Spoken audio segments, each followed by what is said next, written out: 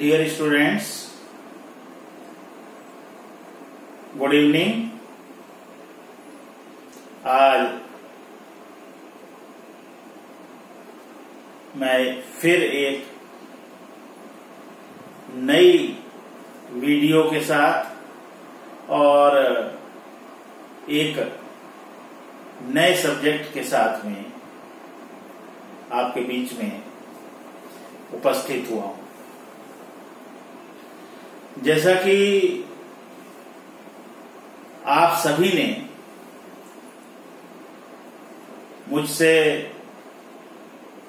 Request की थी कि कुछ इम्पोर्टेंट क्वेश्चंस को जो कि बिजनेस लॉ से संबंधित हैं, यदि उनको वीडियो के माध्यम से इस लॉकडाउन पीरियड में आप उपलब्ध करा देंगे तो उनको इससे काफी हेल्प आगे की अपनी तैयारी करने में मिल जाएगी। तो प्रिय विद्यार्थियों, जैसा कि आपने निवेदन किया था, तो मैं बिजनेस लॉ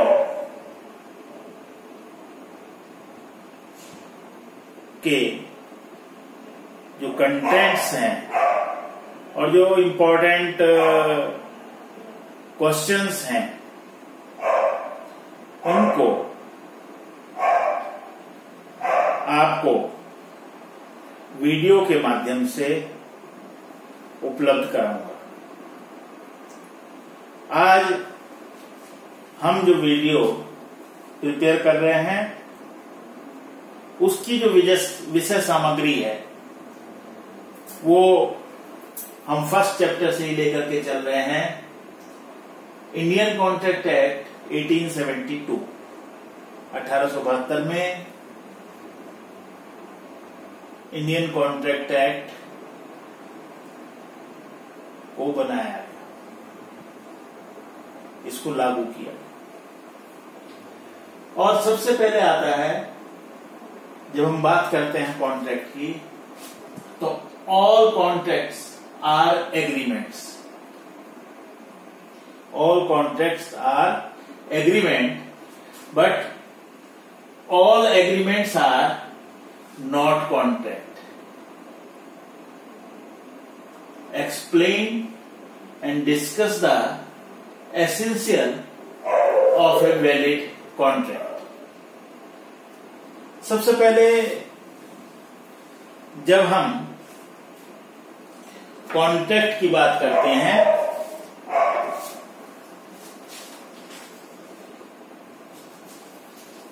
तो कॉन्ट्रैक्ट की बात जब हम करते हैं तो ये कहा जाता है कि जो जितने भी अनुबंध हैं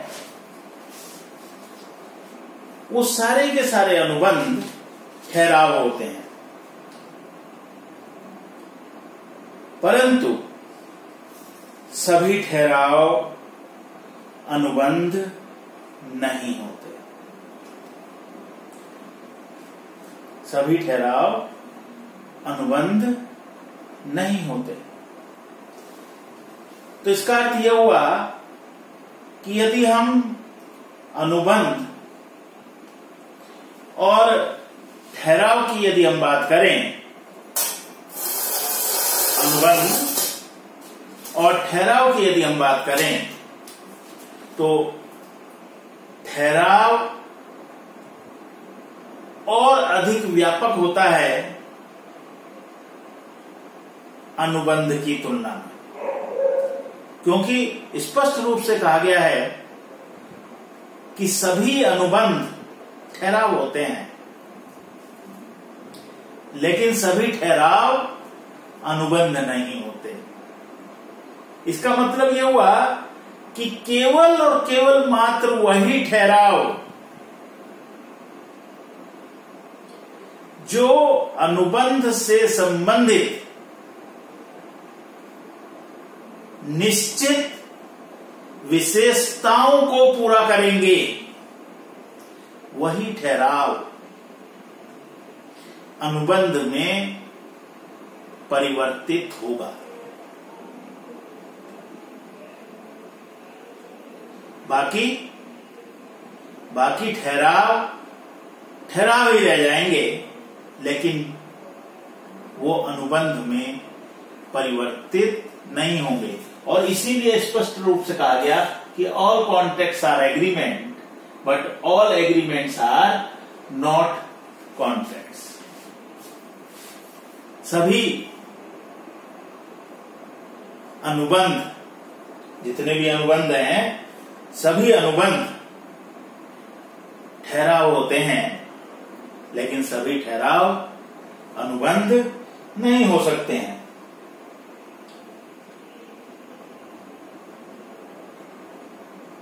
इसकी जब डेफिनेशन दी गई, जब एग्रीमेंट के बारे में बताया गया, तो ये कहा गया कि every agreement enforceable by law, जो कि राज नियम के द्वारा प्रवर्तनीय है। इनफोर्सेबल बाय लॉ, राज नियम के द्वारा प्रवर्तनीय है, इज ए कॉन्ट्रैक्ट। उसको अनुबंध कहा जाएगा। अब इनफोर्सेबल बाय लॉ का मतलब क्या हुआ? जिसको हम राज नियमों के अनुसार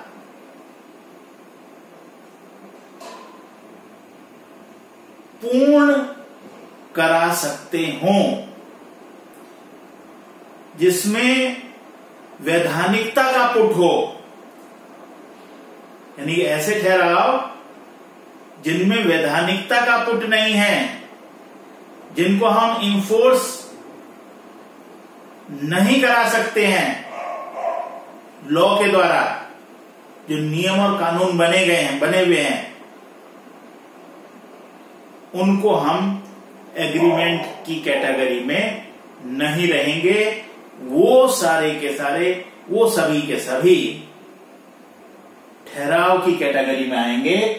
उनको हम क्या कहेंगे? ठहराव।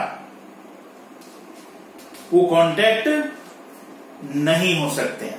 तो केवल और केवल मात्र वही ठहराव, वही एग्रीमेंट जिनको कि हम इन्फोर्स करा सकते हैं लॉ के द्वारा,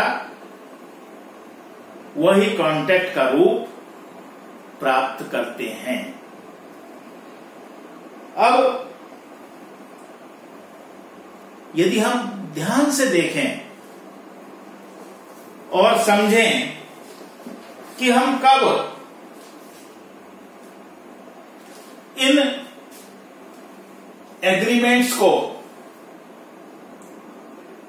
ये जो एग्रीमेंट्स हैं, इनको हम कब इन्फोर्सेबल बाय लॉ करा सकते हैं, तो इसके लिए जरूरी है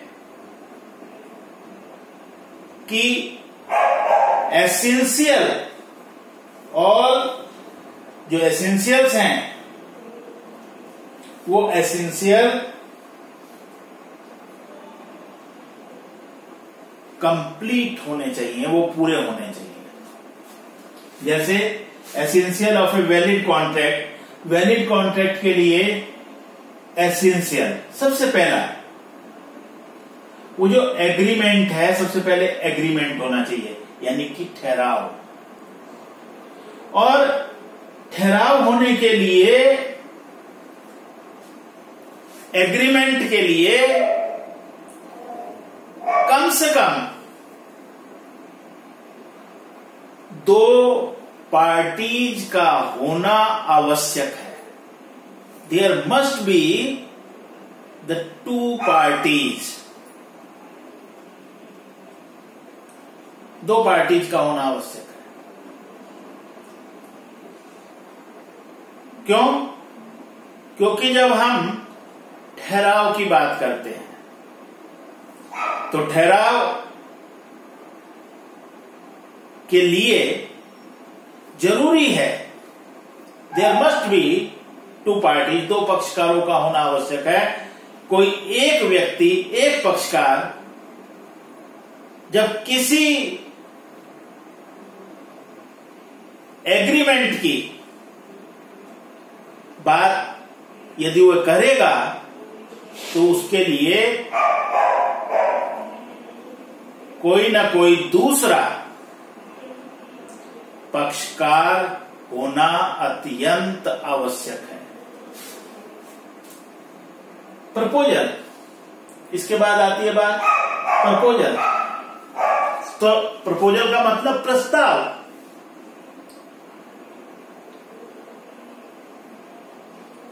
जब दो पक्षकार होंगे तो एक पक्षकार दूसरे पक्षकार के सामने कोई ना कोई अपना प्रपोजल वो रखेगा, वो प्रपोजल रखेगा। जैसे राम श्याम को कहता है कि वह अपनी मारुति कार को 2 लाख रुपए में बेचना चाहता है। तो he proposed that he wants to sell his Maruti car in rupees 2 lakhs, 2 lakh रुपए में। और यहां पर जब नेक्स्ट दिया हुआ है एक्सेप्टेंस, जब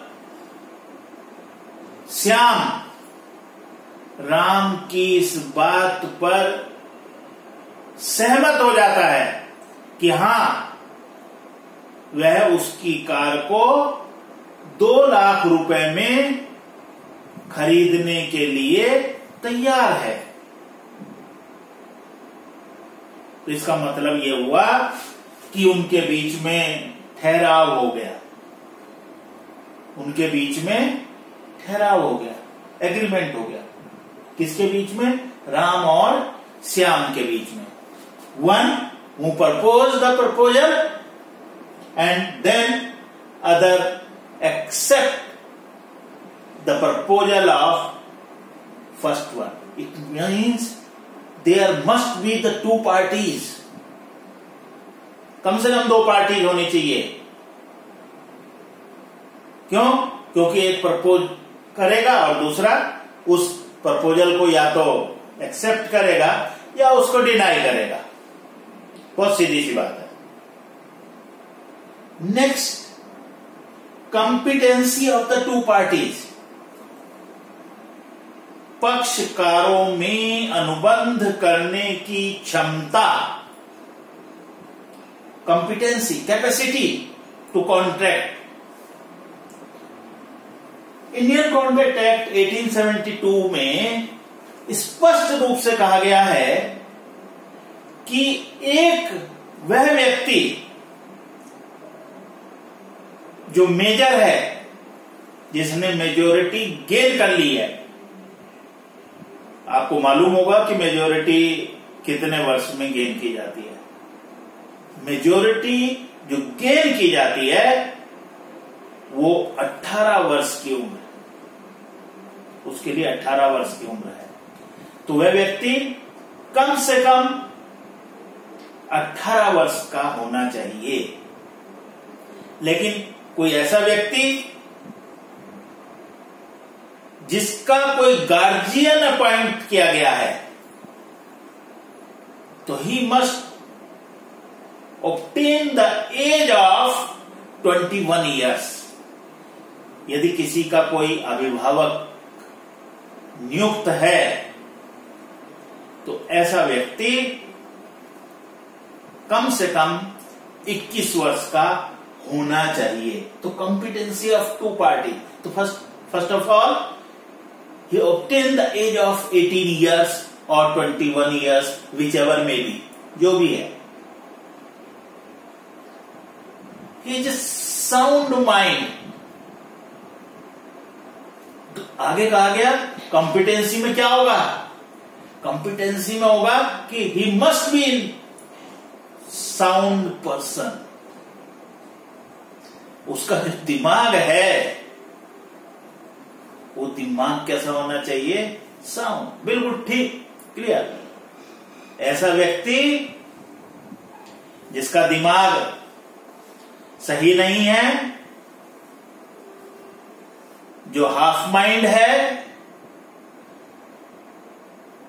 जिसके सोचने समझने की शक्ति कमजोर है, ऐसा व्यक्ति कॉम्पिटेंसीज टू कॉन्ट्रैक्ट में नहीं आएगा, क्योंकि वो व्यक्ति के पास में सोचने समझने की शक्ति नहीं है। तो वो व्यक्ति कैसा होना चाहिए, जो साउंड माइंड का है, साउंड माइंड का।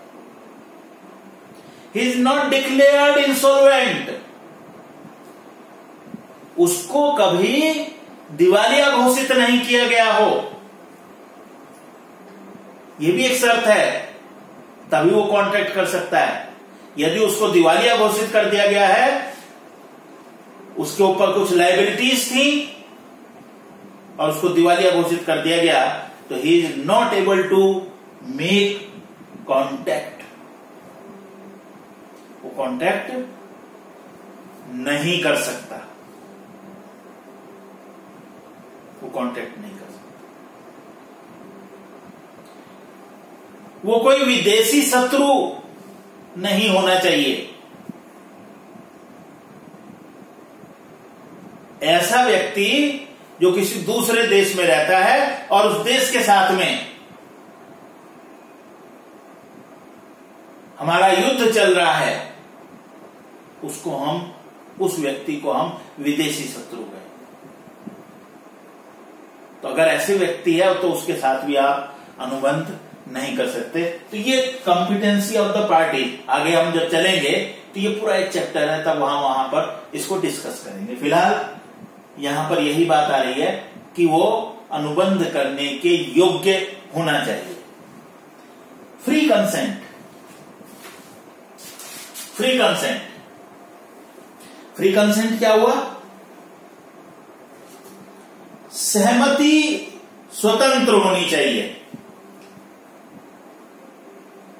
जो एक्सेप्टेंस दी गई है, जो सहमति दी गई है, वो किसी भी तरह के अनड्यू प्रेशर से नहीं होनी चाहिए, अनड्यू प्रेशर से।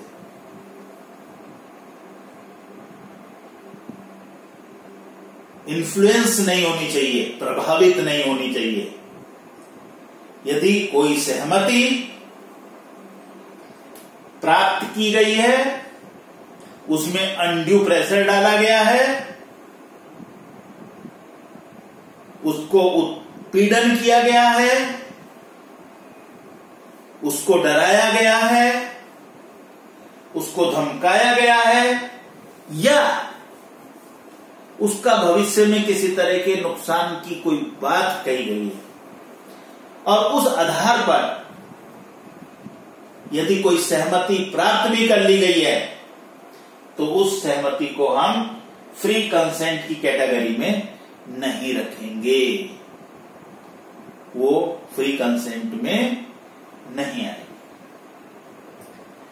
एग्रीमेंट्स नॉट डिक्लेयर्ड वॉइड, कुछ एग्रीमेंट्स ऐसे हैं जिनको व्यर्थ घोषित किया गया है, और यदि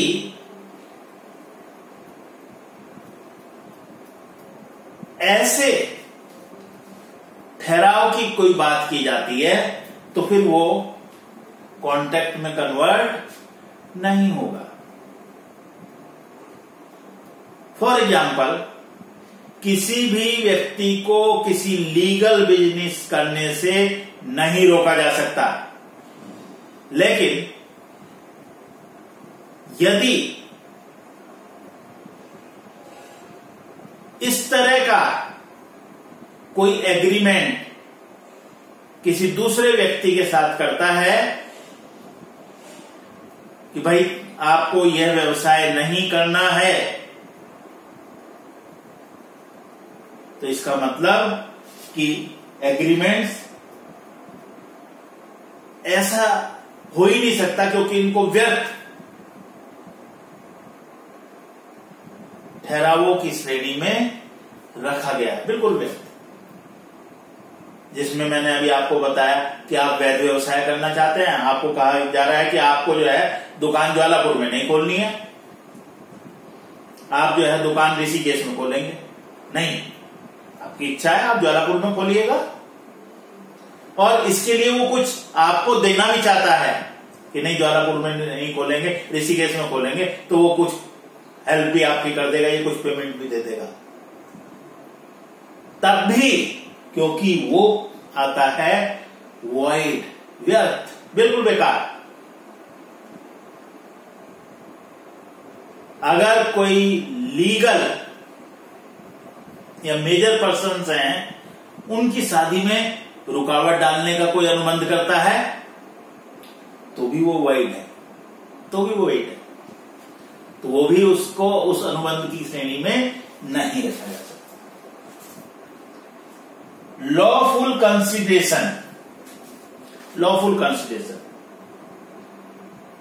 लॉफुल कंसिडरेशन का मतलब होता है कि जब कोई व्यक्ति किसी एक व्यक्ति के सामने कोई प्रस्ताव रखता है, तो उस प्रस्ताव को या तो वो करने के लिए अपनी सहमति देता है, या उससे न करने के लिए अपनी असहमति व्यक्त करता है। लेकिन दोनों के बीच में एक एक्सेप्टेंस होती है, एक सहमति होती है, एक कंसेंट होती है। और जब आप कोई कार्य करने के लिए तैयार होते हैं, जैसे आपको एग्जाम्पल मैंने दिया, राम ने कहा श्याम को कि वह अपनी मारुति कार 2 लाख रुपए में बेचना चाहता है। तो राम ने अपना प्रस्ताव रखा श्याम को, और श्याम उसको स्वीकार कर लेता है। तो एक के लिए, राम के लिए 2 लाख रुपए लॉफुल कंसिडरेशन है, और श्याम के लिए वही 2 लाख रुपए लॉफुल कंसिडरेशन होगा। वो 2 लाख रुपए नहीं, वो कार उसके लिए लॉफुल कंसिडरेशन होगी। एक के लिए कार हो गई, श्याम के लिए कार, और राम के लिए 2 लाख रुपए। लेकिन कंसिडरेशन का लॉफुल होना आवश्यक है, यानी कि जो काम आप कर रहे हैं तो वो कम से कम उतना अवश्य होना चाहिए।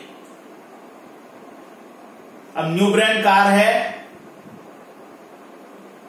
और उस कार को वो अभी शोरूम से निकलवा करके लाए हैं, 6 लाख रुपए की कार है और 2 लाख रुपए बेचने के लिए तैयार हो रहे हैं, तो इसका मतलब कि वहां लॉफुल कंसिडरेशन नहीं है, वहां लॉफुल कंसिडरेशन नहीं है, यानी उचित होना चाहिए। कंसिडरेशन मस्ट बी लॉफुल, जो न्यायालय के दृष्टिकोण में उचित है।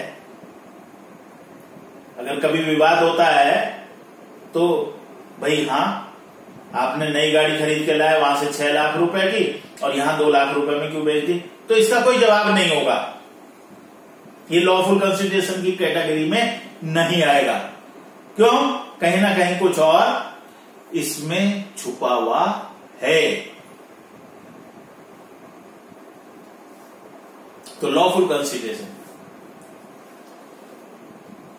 And legal objects. जब हम लॉफुल कंसिडरेशन की बात करते हैं तो उसका जो ऑब्जेक्ट है, ऑब्जेक्ट भी कैसा होना चाहिए? लॉफुल। क्योंकि शुरू में ही डेफिनेशन में बिल्कुल क्लियर किया गया है, the agreements enforceable by law. वो एग्रीमेंट जिनको इन्फोर्स कराया जा सकता है लॉ के माध्यम से, न्यायालय के माध्यम से, कोर्ट कचहरी के माध्यम से, वही कॉन्ट्रैक्ट बन सकते हैं। तो agreement and legal objects. Objects जो हैं वो कैसे होने चाहिए? वो लीगल होने चाहिए। कई बार जो प्रपोजल है, जरूरी नहीं है कि वो रिटिन में हो और रजिस्टर्ड हो, लेकिन कई बार उसकी ये आवश्यकता होती है कि उसका लिखित होना और रजिस्टर्ड होना आवश्यक होता है। फॉर एग्जाम्पल, आप बाजार में जाते हैं, किसी वस्तु को खरीद करके लाते हैं, तो वहां कोई जरूरी नहीं है, आप गए, आपने दुकानदार से बात की, उसने उस वस्तु का मूल्य बताया, आपने बार्गेनिंग की और आप दोनों ने उस पर सहमति जाहिर करी और आप उसको परचेज करके ले आए। तो ओरल, मौखिक भी हो सकता है, लेकिन विशिष्ट परिस्थितियों में जहां आवश्यकता है वहां पर रिटिन और रजिस्टर्ड होना भी आवश्यक है। यदि आप मकान खरीदने जाते हैं तो उसकी रजिस्ट्री कराते हैं। रजिस्ट्री क्यों बोली जाती है? Because the agreement must be registered in the registry office. Registry office में जाकर के उसको रजिस्टर्ड कराना आवश्यक होता है।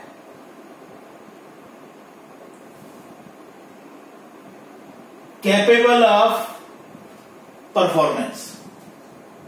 कैपेबल ऑफ परफॉर्मेंस का मतलब हुआ कि वो जो एग्रीमेंट है, जो ठहराव है,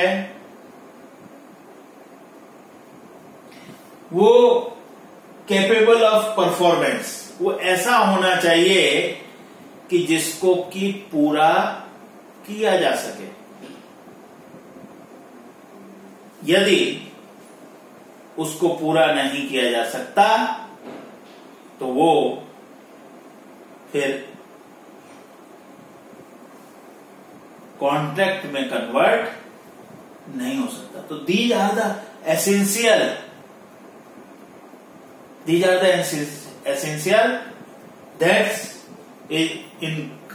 that cover by the agreement.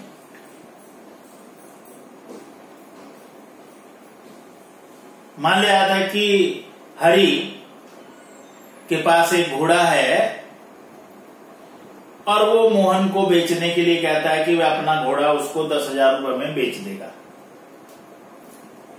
Mohan ने स्वीकृति प्रदान कर दी, ठीक, लेकिन एक हफ्ते के पश्चात ही, डिलीवरी से पहले ही, उस घोड़े की अकस्मात मृत्यु हो जाती है। तो फिर ये जो एग्रीमेंट है ये इस कैटेगरी में आ जाएगा, capable of performance. Capable of performance कि वो कैपेबल नहीं है, उसकी परफॉर्मेंस नहीं हो सकती है, उसको पूर्ण नहीं किया जा सकता है। और अगर कोई ऐसा एग्रीमेंट है तो फिर जब उसको पूर्ण ही नहीं किया जा सकता है तो इसका मतलब ये हुआ कि वो एग्रीमेंट तो है लेकिन कॉन्ट्रैक्ट में कन्वर्ट नहीं होगा।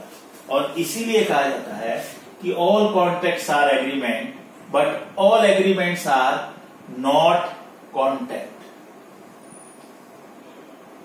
क्योंकि कॉन्ट्रैक्ट होने के लिए पहले एग्रीमेंट तो होना जरूरी है और उस एग्रीमेंट में जो एसेंशियल्स हैं, जो कॉन्ट्रैक्ट होने के लिए एसेंशियल्स चाहिए, वो ये सारे एसेंशियल्स जो हैं वो होने चाहिए। यदि वो एसेंशियल उस एग्रीमेंट में पाए जाते हैं तो वो कॉन्ट्रैक्ट में कन्वर्ट हो जाता है, अदरवाइज वो एग्रीमेंट रहता है और वो कॉन्ट्रैक्ट में कन्वर्ट नहीं होता है। हमने बात करी थी यहां प्रपोजल की। प्रपोजल जिसको कि ऑफर के नाम से भी जाना जाता है, ऑफर के नाम से भी जाना जाता है। एक व्यक्ति दूसरे के सामने कुछ ना कुछ प्रपोजल रखेगा, कुछ ना कुछ ऑफर रखेगा, तो ये प्रपोजल प्रस्ताव रखता है। तो एक व्यक्ति प्रस्तावक होता है, ठीक है। तो एलिमेंट्स ऑफ प्रपोजल क्या हुआ? 2 पार्टीज, कम से कम 2 पार्टीज चाहिए। विलिंगनेस टू डू और नॉट टू डू समथिंग, उनके बीच में इस बात के लिए विलिंगनेस होनी चाहिए क्या कि वो कुछ या तो करेंगे या कुछ नहीं करेंगे। क्योंकि प्रस्ताव कुछ भी हो सकता है, कुछ करने के लिए भी हो सकता है या उसमें यह भी शर्त हो सकती है कि आपको ये काम नहीं करना है। तो विलिंगनेस टू डू, आपको विलिंगनेस शो करनी है या तो काम करने की या उससे विरत रहने की, अलग रहने की। Obtain the ascent of the party, आपको जो 2 पार्टीज हैं, हमने बताया 2 पार्टीज हैं, उनके बीच में असेंट, जो उनकी एक्सेप्टेंस है, वो लेनी आवश्यक है। Offer must be create the legal obligation. Offer कैसा होना चाहिए? ऑफर ऐसा होना चाहिए जो लीगल ऑब्लिगेशन क्रिएट करे। वैधानिक बाध्यता, एक पक्षकार यदि डिनाई कर दे तो दूसरा पक्षकार उसके विरुद्ध कोर्ट में जाकर के अपनी लड़ाई लड़ सके, उसके अगेंस्ट में केस को सूट कर सके। That's called offer must be create the legal obligation. The terms of offer must be certain. Offer की जो टर्म्स हैं वो सर्टेन होनी चाहिए। अनसर्टेनिटी वाले जितने भी टर्म्स के ऑफर्स होंगे उनका कोई वजूद नहीं है।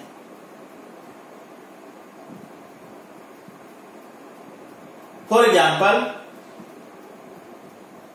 अगर X ये कहता है कि कल अगर मेरी 1 लाख रुपए की लॉटरी खुल जाएगी तो मैं तुम्हारी इस स्कूटर को 50,000 रुपए में खरीद लूंगा।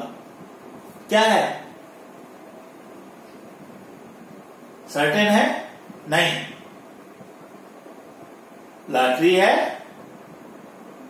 खुल भी सकती है और नहीं भी, लेकिन अनसर्टेनिटी है।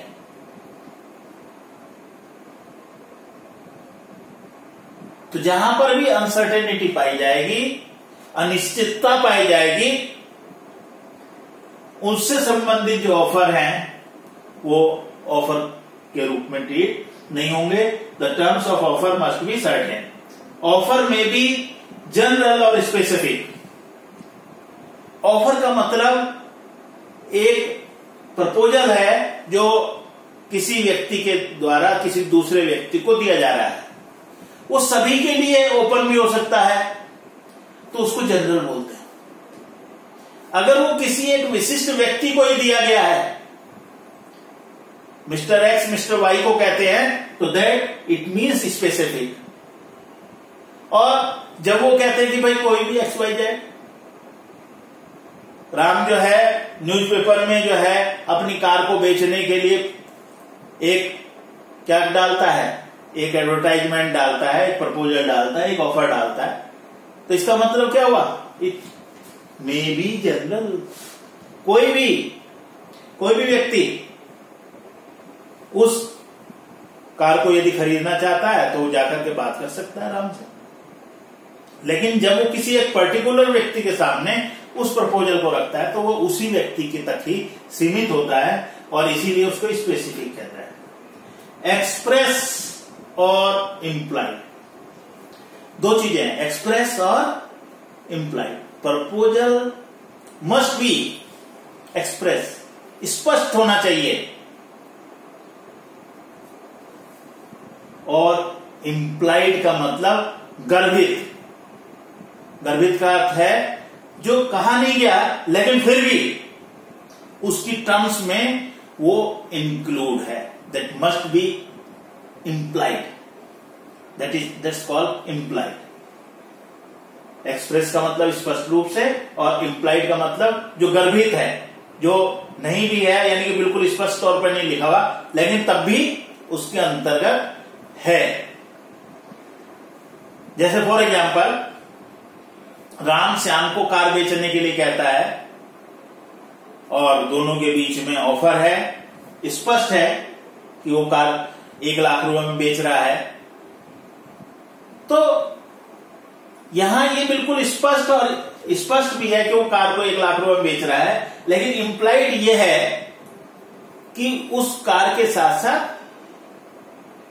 उसकी स्टपनी भी वो उसको देगा, उसके जो टूल्स हैं वो टूल्स भी उसको देगा। वो कहने लगे नहीं, मैंने स्टपनी की तो बात नहीं गई थी, ये स्टपनी निकाल करके रख दो, ये बैटरी निकाल कर रख दो ना, ये इंप्लाइड है कि कार के साथ साथ वो सारी चीजें भी देनी है। Offer must be in the shape of A request, not in order. ये जो प्रपोजल है, ये जो ऑफर रखा जा रहा है, ये बड़ी विनम्रता के साथ रखा जाना चाहिए। ये आदेशात्मक नहीं हो सकता है। क्यों?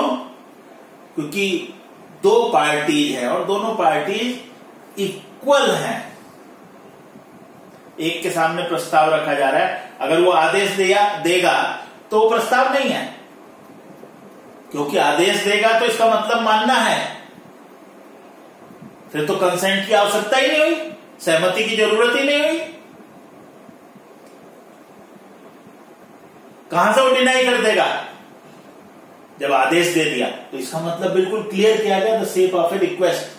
केवल एक निवेदन के रूप में, आप रिक्वेस्ट के रूप में ऑफर को दे सकते हैं, ताकि उसके सामने उसकी कंसेंट देने में कोई दिक्कत ना हो, या कंसेंट उसे नहीं देनी है तो उसमें भी उसको कोई दिक्कत नहीं होनी चाहिए। और पॉसिबल एक्ट, असंभव कार्य वाले जो ऑफर होते हैं उनको यहां पर हम नहीं लेते, जिनको आप पूरा ही नहीं कर सकते। कैसे पूरा करेंगे? तो ऐसे ऑफर्स को हम यहां पर नहीं लेते हैं, इम्पॉसिबल वाले को नहीं लेते हैं, केवल उन्हीं को ही हम यहां पर इंक्लूड करते हैं जो पॉसिबल है, जिनको कि परिवर्तनीय कराया जा सकता है। इम्पॉसिबल एक्ट जो है उसमें हम यहां उनको नहीं लेंगे। और लास्ट पॉइंट आता है कि ऑफर में बी कम्युनिकेटेड। वह व्यक्ति जो ऑफर दे रहा है वह दूसरी पार्टी को उसको कम्युनिकेट अवश्य करे। अगर वह उसको कम्युनिकेट नहीं किया है तो वह ऑफर उसके लिए है ही नहीं। तो ऑफर मस्ट बी कम्युनिकेटेड कि हाँ भाई ये मैं काम करने जा रहा हूं, आप बताइए आपका क्या विचार है, तो दैट इज कम्युनिकेटेड। तो ये ऑफर के बारे में था, प्रपोजल और offer, and that is the essential elements of the proposal. जो प्रपोजल की एलिमेंट्स होती हैं उनके बारे में हमने आपको बताया, और ये बताया कि all contracts are agreement but all agreements are not contracts. तो मैं समझता हूं कि आपको ये समझ में आया होगा, और कल फिर आपसे पुनः मिलते हैं एक नए वीडियो के साथ में। तब तक के लिए good night, take care of yourself and your family. Okay, bye, see you.